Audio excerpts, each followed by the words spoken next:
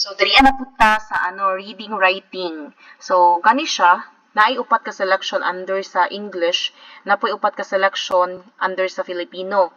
So, bunuton ninyo ni siya, so studyhan gid ninyo ni tanan, basahan ninyo ni ikalima, syarong di mo makapronounce nagtarong.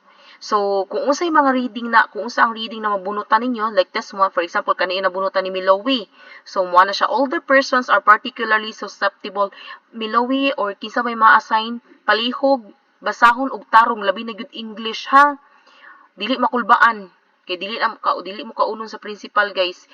Kung nay mga words nga maglisod mo o kanang pronounce, hinayan ninyo pagbasa, parehan niyo. Particularly. So, pwede niyo hinayon basta tama ang pagka-pronounce, okay? So, after that, answeran ninyo ni number 1 and 2 na question.